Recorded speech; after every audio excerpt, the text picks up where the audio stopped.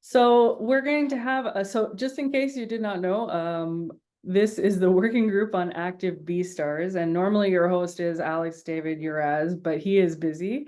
And also it's very late for most of our friends on the East Coast and Europe. So I'm filling in today for him. And so our talk today is from May Pedersen. Did I say that correctly? Yes. May Pedersen.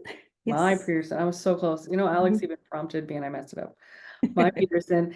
And so she's going to talk to us today about astroseismology.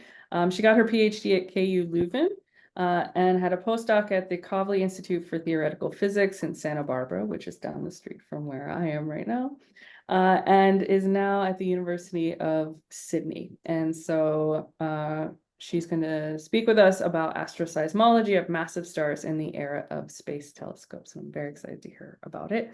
And we'll have time for questions after. So I'm going to hand it over to Mai and myself. Great. I'll just share my screen again. So hopefully you should be able to see my slides again now. Yeah, great.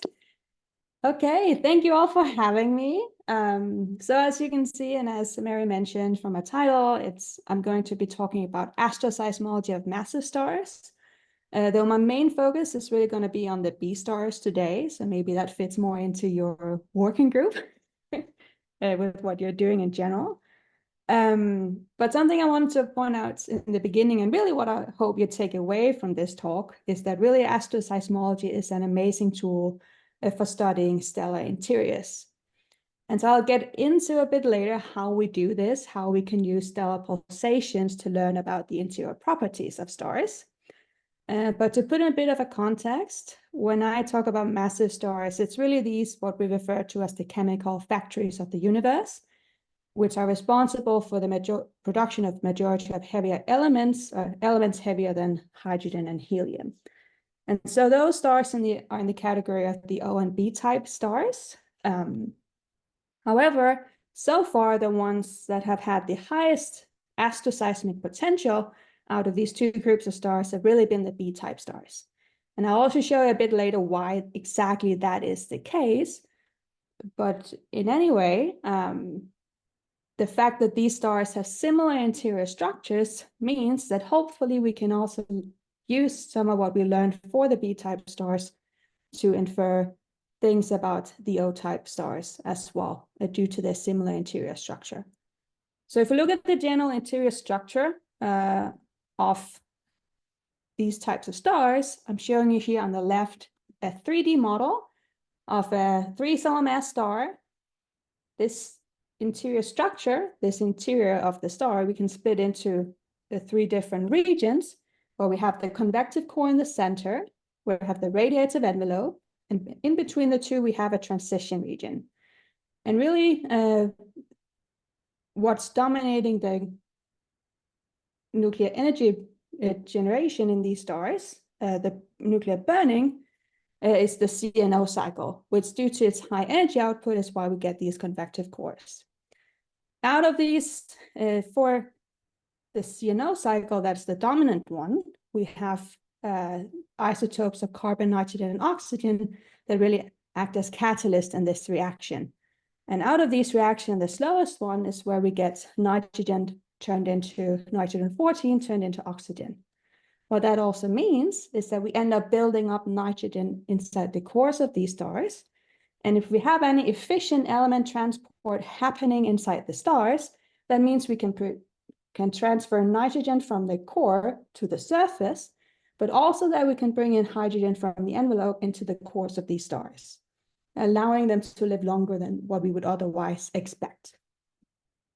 Now, this type of element transport, this internal mixing, as we call it, we can also represent using what are these mixing diagrams, what you see an example of right here, where you have the logarithm of the efficiency of the mixing on the y-axis as a function of the mass coordinate inside the stars.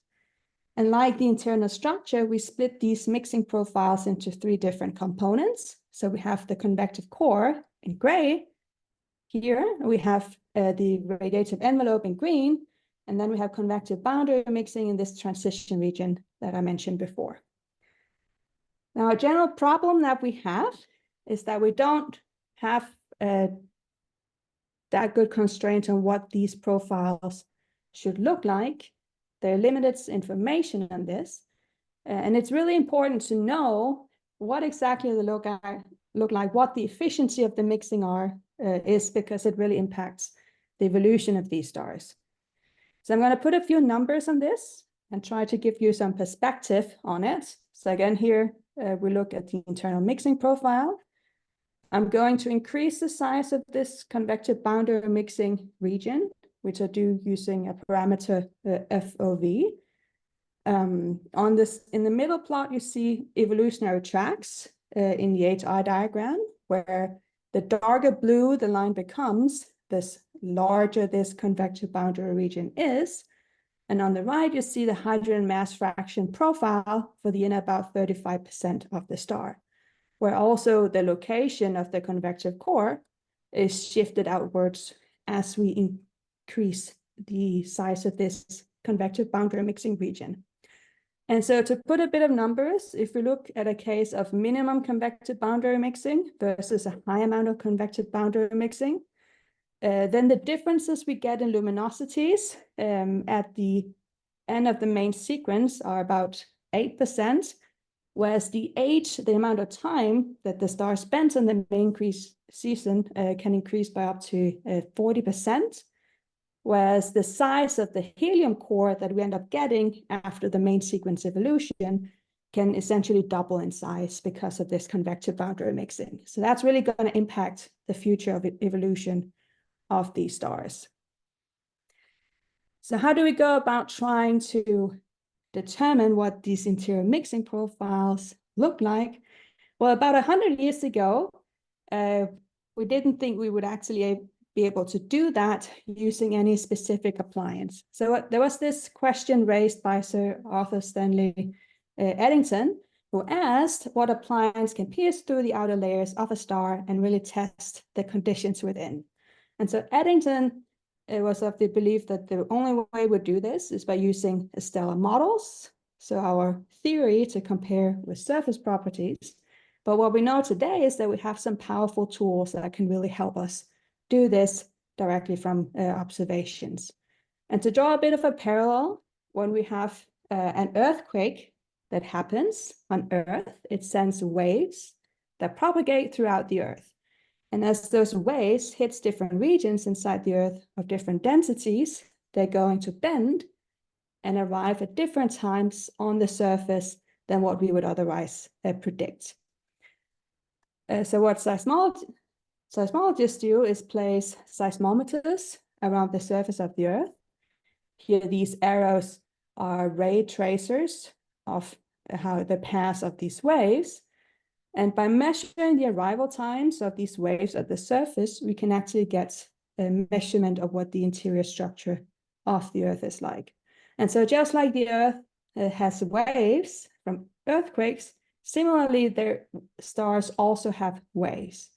And so this you see here is once again the 3D simulation of a 3-star mass star, where you see temperature fluctuation caused by these waves that are propagating inside the stars, and in this case are excited by the convective core.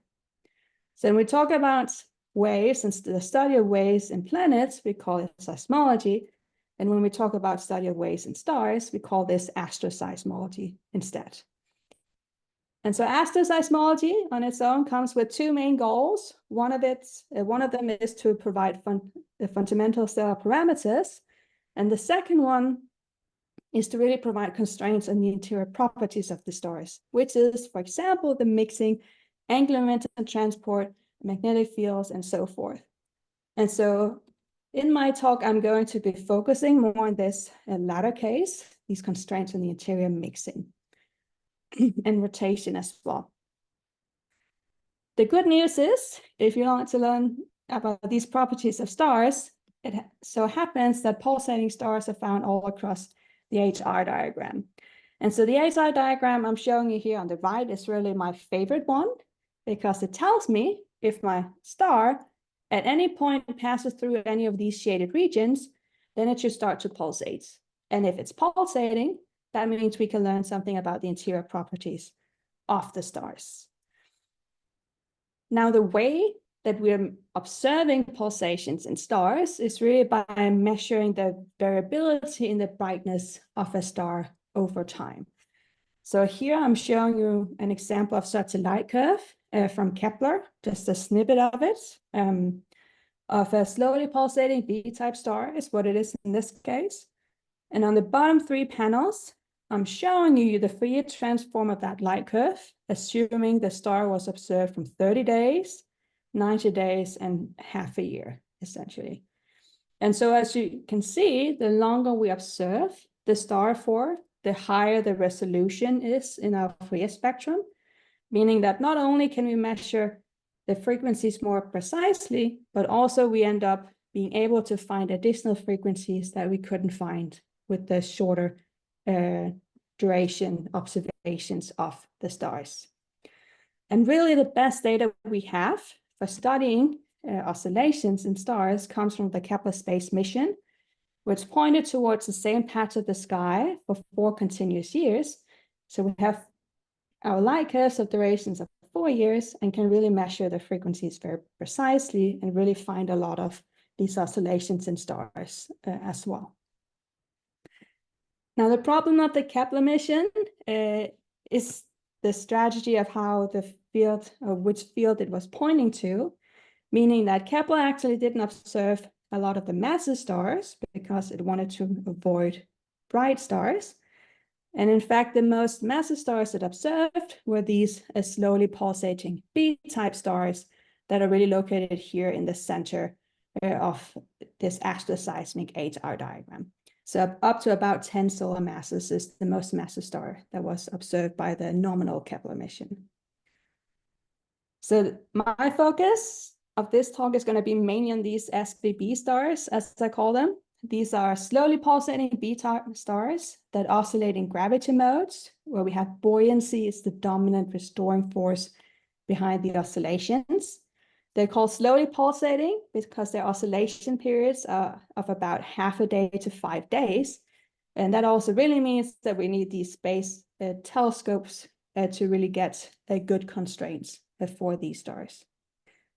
Now, to get into some of the properties of the oscillations, first of all, we characterize oscillations in stars according to 3 different quantum numbers, where we have 2 quantum numbers associated with the number of nodes that an oscillation has on the surface. So here we have in white the nodal lines, so parts of the surface of the star that is not moving due to the oscillation. So L is the total number of surface nodes, while M, the azimuthal order, is the number of such nodes that are crossing the equator. On top of that, we also have the radial order N, which is the number of nodal concentric shells inside of the star itself. And you see here on the bottom different configurations of the L and M values for the oscillations. Now, a property of this slowly pulsating B-type stars, these gravity mode oscillations, is that they form period spacing patterns. So in a case where we have a non-rotating star that is chemically homogeneous, we say we can attribute the oscillation periods from these gravity modes using these equations that depend on the radial order N, the degree L, and the asymptotic period spacing, which depends basically on the Brun-Weissaler frequency of the star. But so what I want you to see here, if you look at oscillations that have the same L and M value, but are consecutive in N, if we calculate the difference in periods between these 2 oscillations, then as it turns out, this difference is roughly the same as the difference in periods between P3 and P2, and so forth, we can continue. And so if we take these period differences and plot them as a function of oscillation periods, and then to make it easier for us to see if there's any deviation, we draw a straight line in between, then we get these period spacing patterns that I was talking about before. So that's a property of the gravity modes, that they form these period spacing patterns. And now if we look at what happens if our star is not, is rotating, let's say, in this case, we are breaking a degeneracy. So we have our modes of the same L value, but different M get split up. And so I'm showing you here on the bottom right, what kind of the configurations are for what the oscillations look like. So some modes will travel in the direction of rotation, others will travel in the opposite direction. And if the oscillations are traveling in the direction of rotation, that means they move around the surface of the star faster. So the periods decrease for the oscillations. And so that's essentially what we're seeing happening to the patterns. The rotation introduces a tilt to the pattern because of this decrease in oscillation periods. So this is really to link the two. It's really these modes on the right that are traveling in the direction of rotation that are giving this downward tilt to the pattern. So that's the effect of rotation. This faster the star is rotating, this steeper the slope of these patterns will be. Secondly, if we look at the effects of having stars that are not chemically homogeneous, so this is happening naturally as the stars are evolving. So here again on the left, you see profiles of the hydrogen mass fraction as a function of position inside the star for in about 35%. So the blue is for about the CRH main sequence, orange we're halfway through, and green we're at the end of the main sequence evolution. And correspondingly, I'm showing you on the right what the period spacing patterns look like for these three different evolutionary stages. So what you see is, on one hand, the average value of the pattern decreases as the stars evolve, but also we see more of a jigsaw structure to the pattern as well, that is caused by really the development of this chemical gradient inside the star.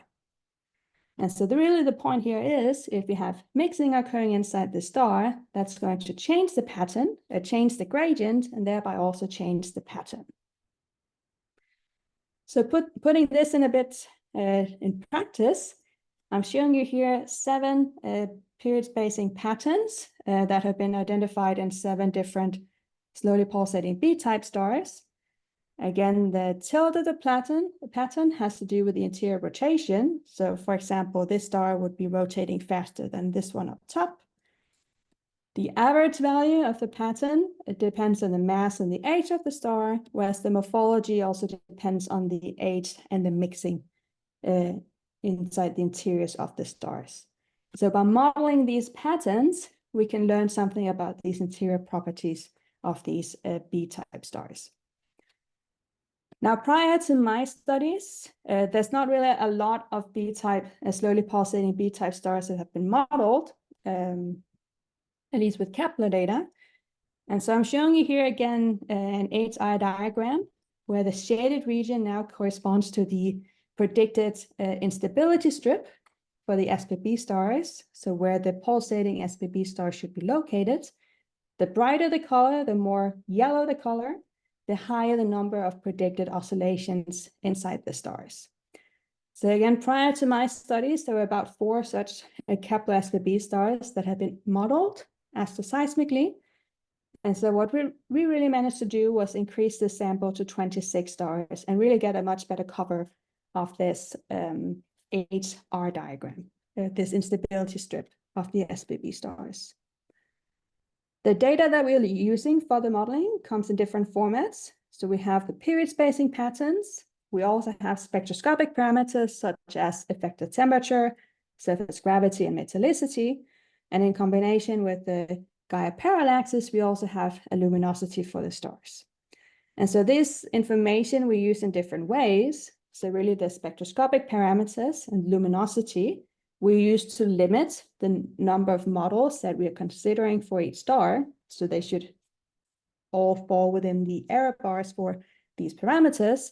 And then what we're doing directly for comparison to models is using these period spacing patterns. The way that we do this is to consider using two different codes. And in doing so, we are considering that the stellar models consist of a set of fixed input physics combined with a set of varied parameters.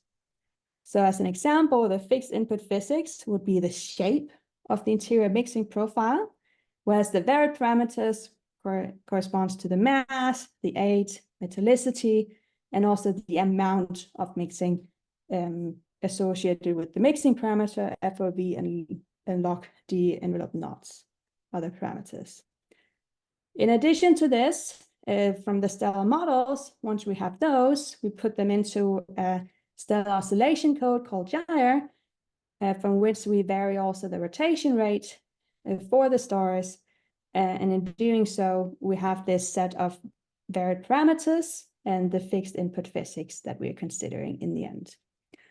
And so next up, I'm going to show you a few examples of observed period spacing patterns and their best fit models. So the 4 lines with the diamonds connecting are the observed period spacing patterns.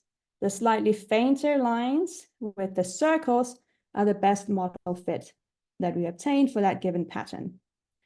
So I can see here, just for these examples, we get quite decent fits to the observations. But really what we want to try and address up front is what do we learn about the internal mixing of the stars from modeling these period spacing patterns. And so for this study, we considered a total of 8 different internal mixing profiles that corresponds to 2 different shapes of the convective boundary mixing region, combined with 4 different shapes for the envelope mixing inside the star. Now this next diagram shows you how which stars preferred a given profile.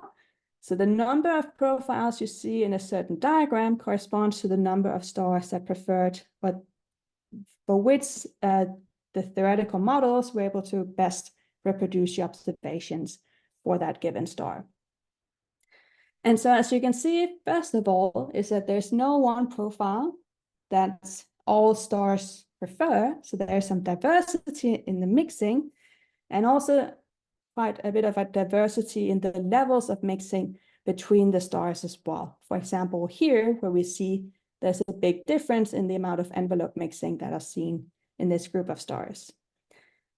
What we can say, however, is that if you look at the number of stars preferring this kind of step-like function, this convective penetration, convective boundary mixing, then we have more stars in this bottom row of mixing profiles compared to the top row. And also it seems like most stars prefer having kind of a stratified envelope mixing profile as well. Now, if we look a bit at parameter correlations, then this log D envelope knot is essentially the amount of mixing we have at the transition from convective boundary mixing to envelope mixing. So the higher this value, the higher the amount of mixing in the envelope of the star.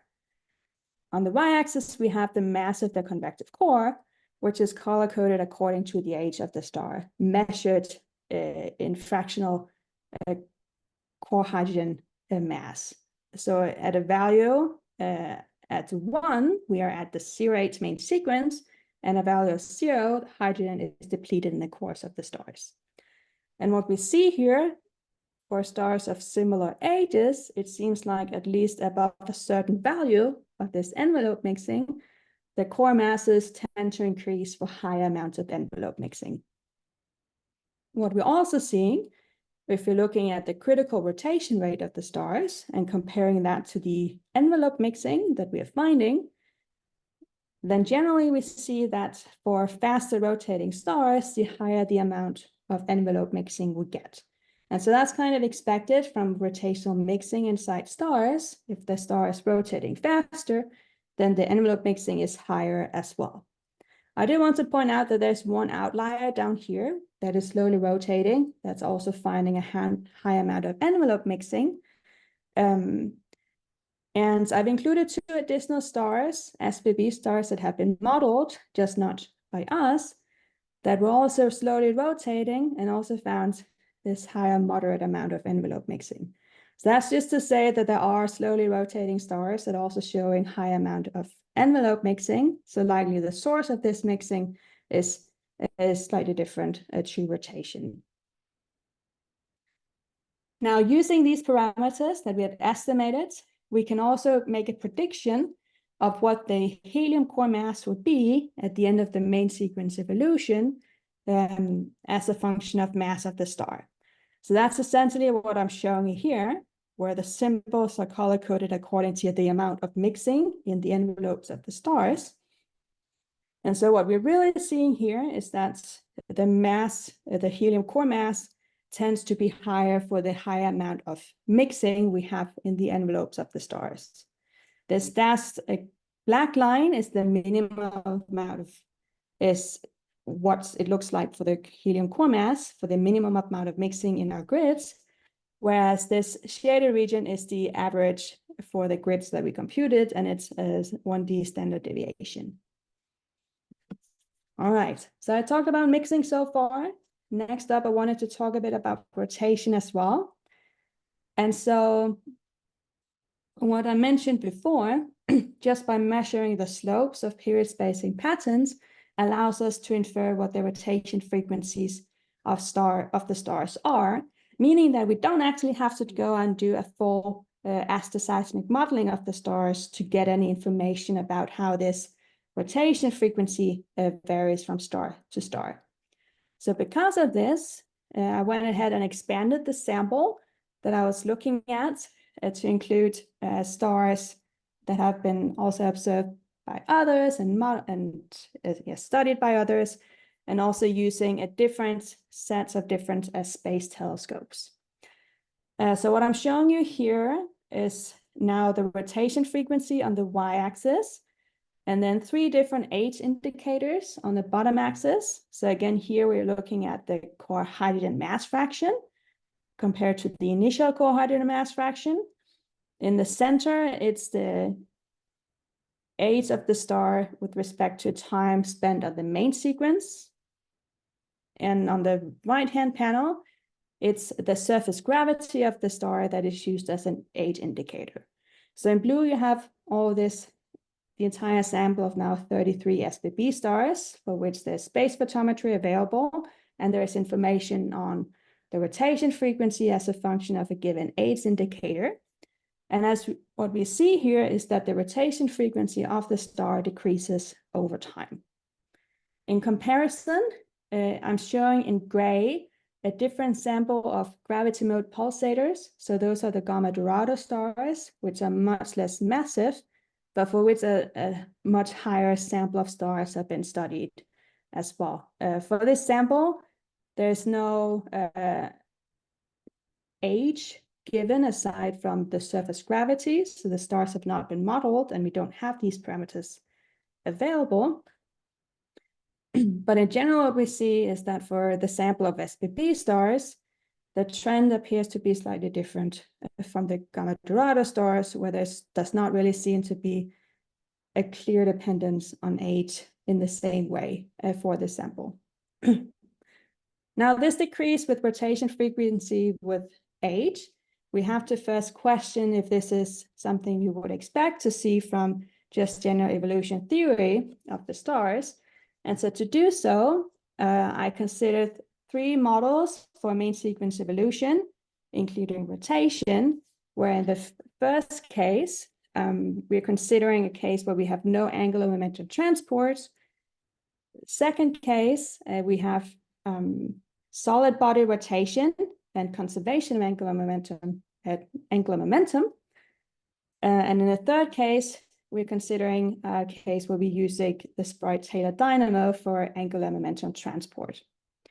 And then we're looking at the rotation frequency of the star, or rather, what I call the average rotation frequency experienced by the gravity modes inside their propagation cavity, so inside the radiative envelope of the star.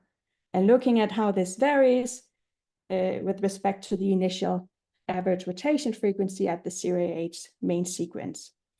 The lines correspond to different masses. On the left, you see the interior rotation from the gravity modes for the two different age indicators.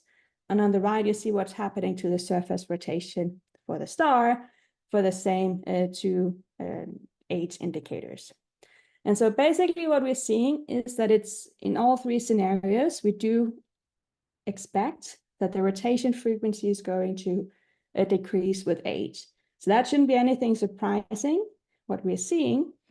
However, what we can do now is to take these profiles and try to scale them to the data and then see where in this rotation frequency versus age diagram are our stars located, and are there any differences between them.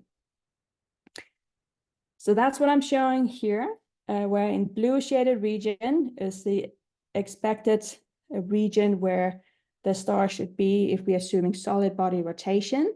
The hatched orange region is where we expect the stars to be if we have no angular momentum transport. The stars themselves are shown in gray, where the black lines or the black data points is the average rotation found within a certain age bin, which I'm labeling G1, G2, G3, and G4.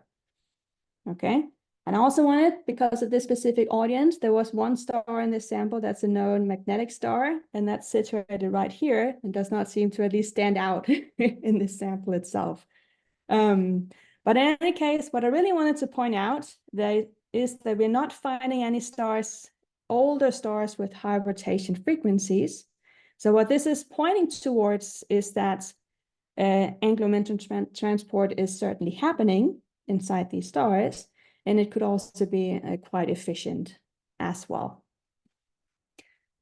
Now, something we can also do from having these measurements for the stars where we have equation V's and I values available, and we also have a rotation frequency, we can also go on and calculate what the inclination angle of the star is by having these measurements available. So we have V's and I from spectroscopy, we have a rotation frequency from asteroseismology, and then we have a radius also estimated from asteroseismology.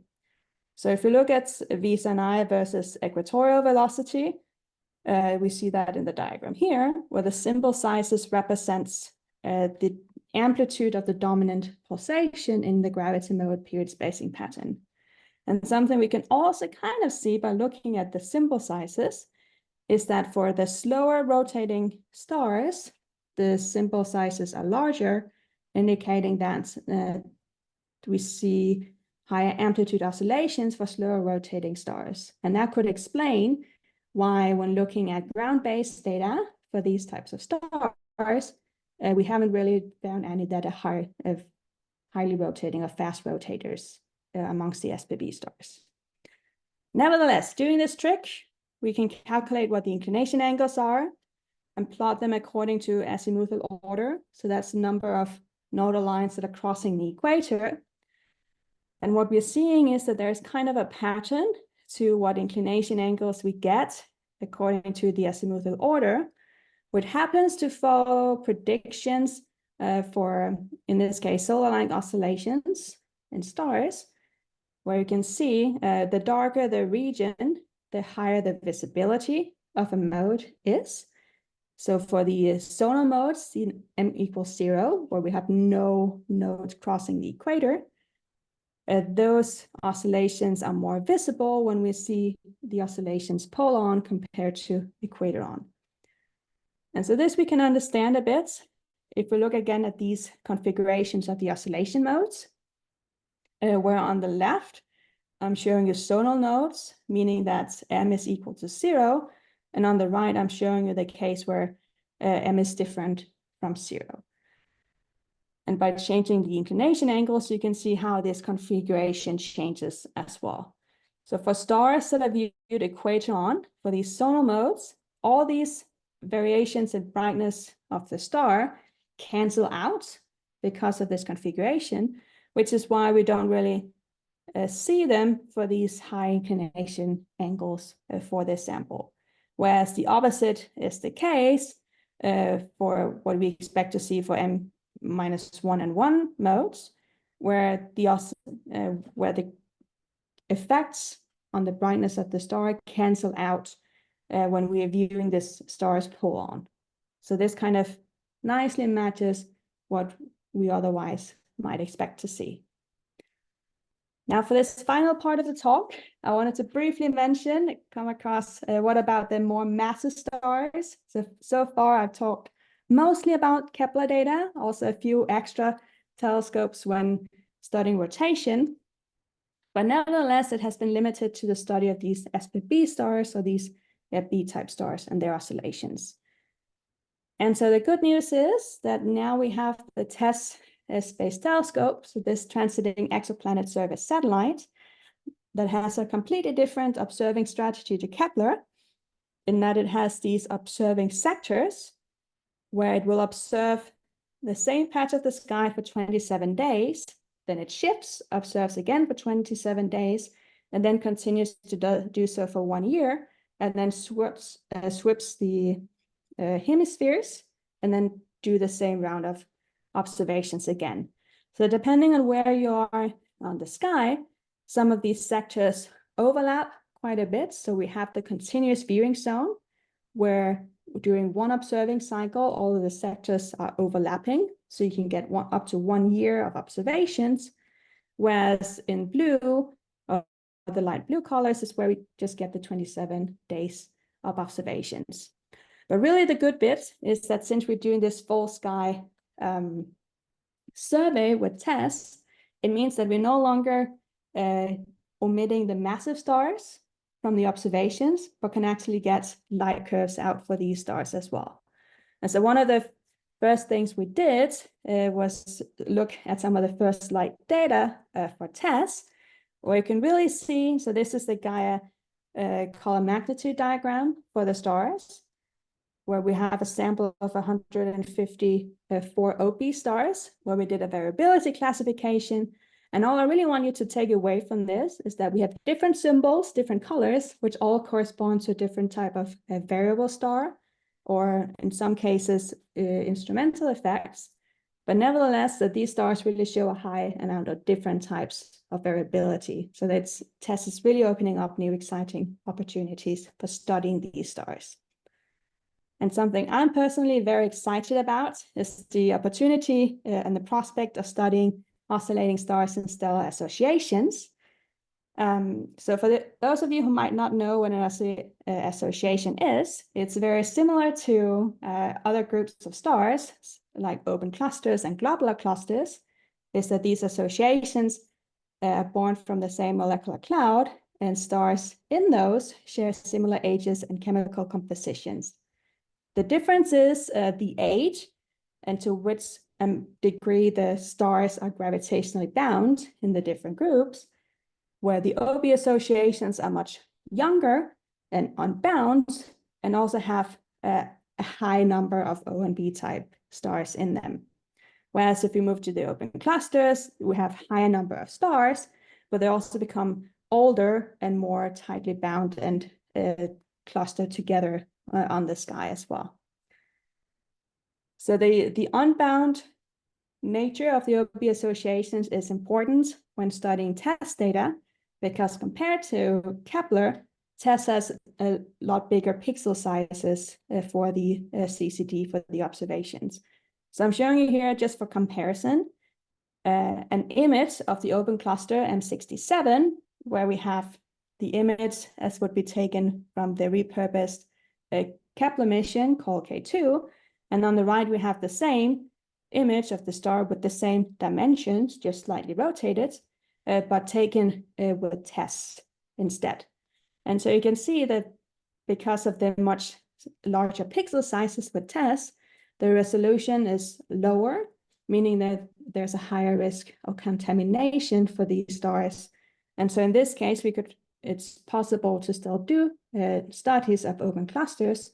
But if you look at globular clusters, for example, that would be nearly impossible to do anything with TESS. But on the other hand, with OB association, this is not as much of an issue. So OB associations are,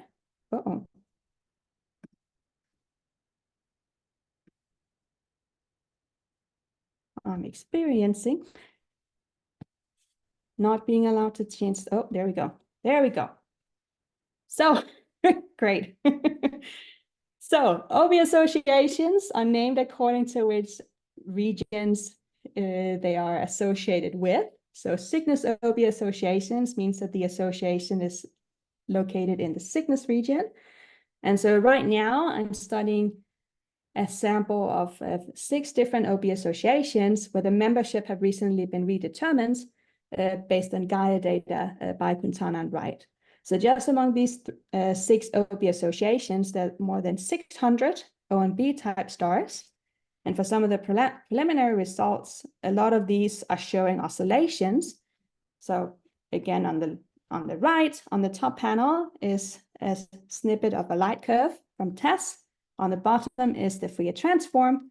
And on the right, I'm showing you roughly where the oscillating stars are located in the 8R diagram, with the coloring corresponding to the number of independent frequencies that were found for the given star.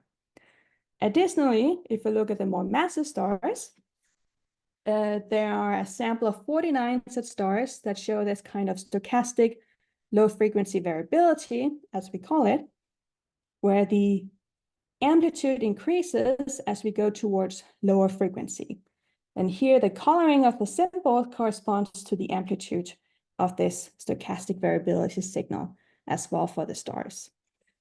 So these signals have been known for some years now and have been given increasing amount of attention.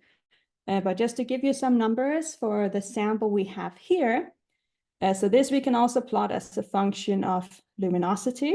So if we look at amplitudes of the stochastic low frequency variability, then for this sample of 49 stars found in the 6 OB associations, we see a general increase in amplitude as we go to more luminous stars. If we look at where this profile kind of turns over, which we call the characteristic frequency, then it's not as clear if there's a correlation. However, if we look at the slope of the stochastic low frequency variability, we once again see that there's a correlation where more luminous stars seem to have a much shallower, a much steeper slope. There's a higher gamma parameters, as we see here. All right, and so with that, what I wanted to take you to take away from this talk is that hopefully I've convinced you that asteroseismology is a really great tool for studying interiors of stars. From the study of slowly pulsating B-type stars with Kepler, we find that the mixing inside these stars is very diverse, but seems to be largely stratified in the envelope. We also see that these stars certainly have angular momentum transport happening on the main sequence. And finally, TESS is really opening up new and exciting opportunities for studying massive stars in OB associations. And with that, I'd like to say thank you for your attention, and I'm happy to take questions. Thanks, Mai. So I'm going to open it up for questions from the wonderful humans who are here right now. If you would prefer to ask your question in the chat, I can read it out loud for you. But I'll just open it up and we'll just sort of see how it goes. There's not enough people here for me to feel like it's going to be chaotic. So questions for Mai.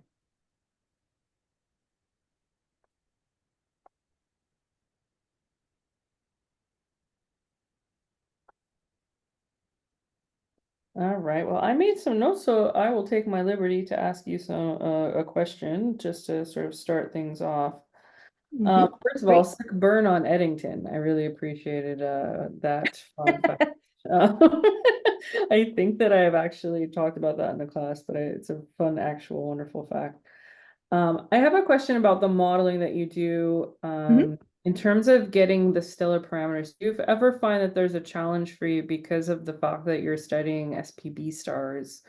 Do they have a tendency to have accurate stellar parameters, or do you find any sort of I know sometimes when you fit things that have wiggly bits, it's hard to get a log G or an effective temperature out of those. Yes, I'll say I didn't do the actual estimates of the effective temperature and surface gravity. So at the time, there was a PhD student in Leuven who made these measurements. And they introduced some new tools for doing so, or used some newly developed tools. I believe it's called the pane for measuring, but spelled with a Y,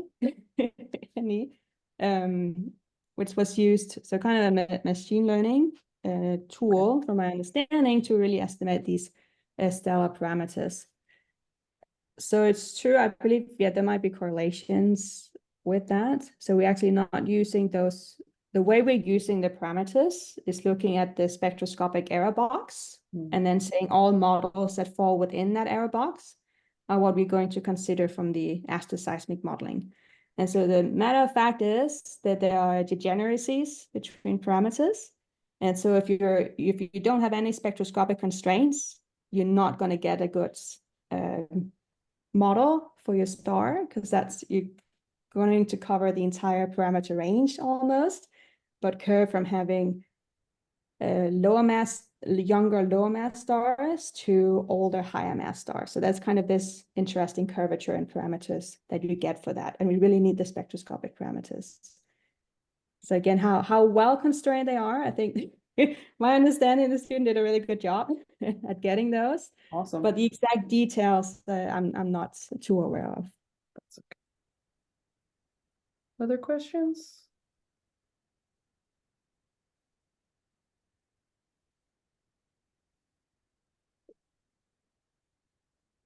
Can you humor me and can you explain the difference between exponential overshoot and convective penetration, and sort of why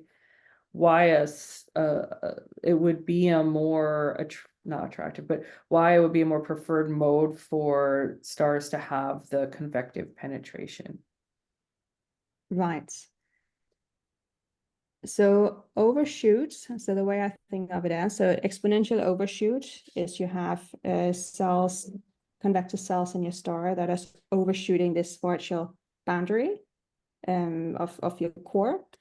And when doing so, so again, these exact prescriptions are all actually originating from hydro simulations of the stars. The exponential overshoot was originally made for the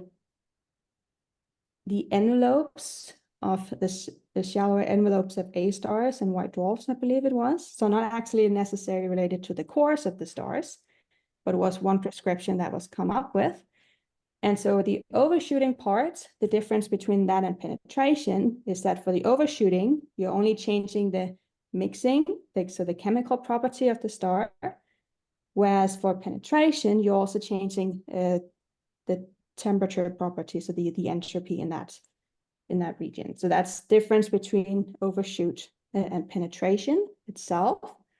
For these more massive stars, the hydro simulations seem to show more of a convective penetration beyond the Schwarzschild boundary, but also then a gradual increase. So they're kind of, it's likely maybe we have a combination of the two, or not just one or the two, for example. So that's also models I know that there are other students who have been working on before and trying to get their constraints.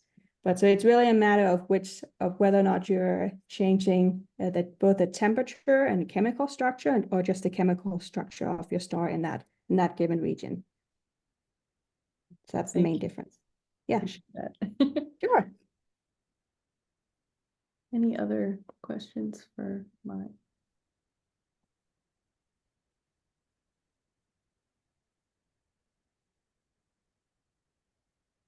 I'm going to ask a very deep Hello?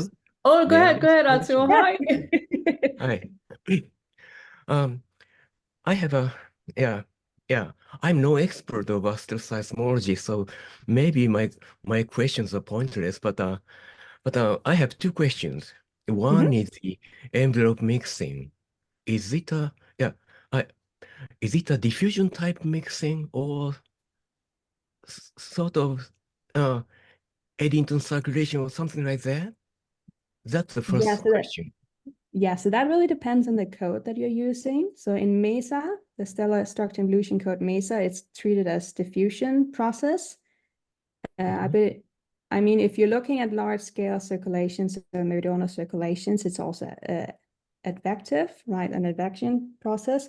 That's not really included in MESA at this stage.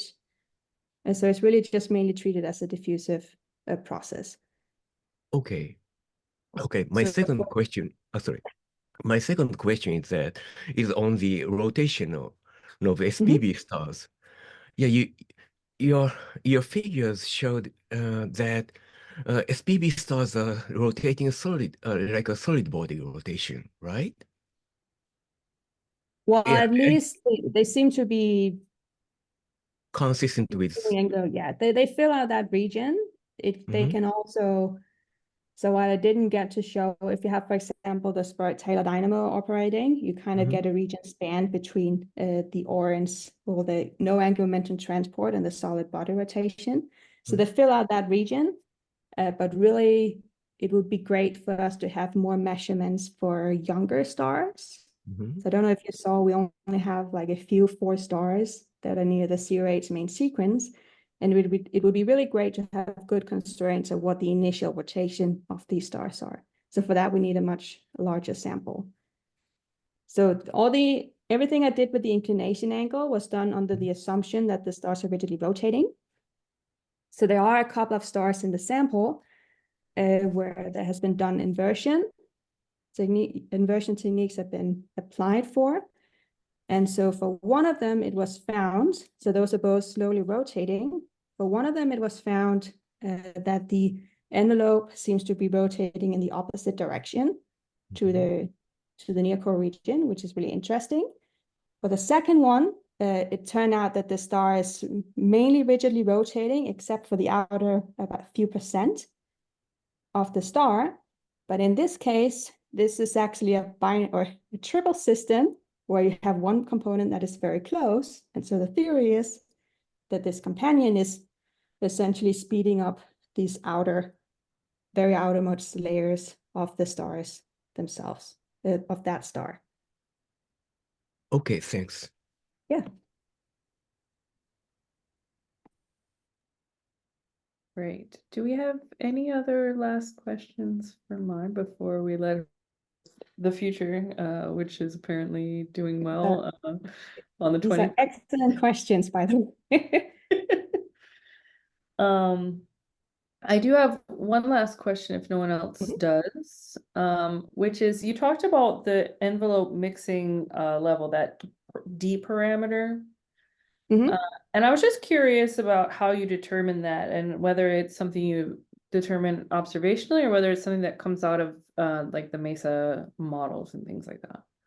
So the way I do it is I use it as a free parameter in the MESA models. So it's one of the fitting parameters when I'm fitting the patterns of the stars. So there's also what I did do for all of these mixing profiles is that essentially I'm using just one such parameter for each one of the envelope mixing profiles. But it also means that the 2 rotation profiles that I considered are actually taken from the Geneva code, and then they're scaled according to that. So if you want to switch on rotation in MESA, we're not actually doing that. We're not including rotation at the MESA level at all. We're just rescaling or adjusting this amount of envelope mixing instead. So that's partially to make sure that we are always looking at the same number of free parameters for each model grid that we're considering. Also because when you're including rotation, there's a lot of additional parameters to vary, and we want to make sure that it really stays the same for all of them. Great, thank you. Yeah. Any other questions from the audience? All right, well then I want to thank May for giving us this wonderful talk and for all of you for showing up, and have a wonderful evening, morning, afternoon, wherever you are. Yeah, thank you for being here. Hopefully I filled Alex's shoes all right. He did check on us in the middle, so but thank you so much, and everyone have a good rest of however your day is going. So Thank you.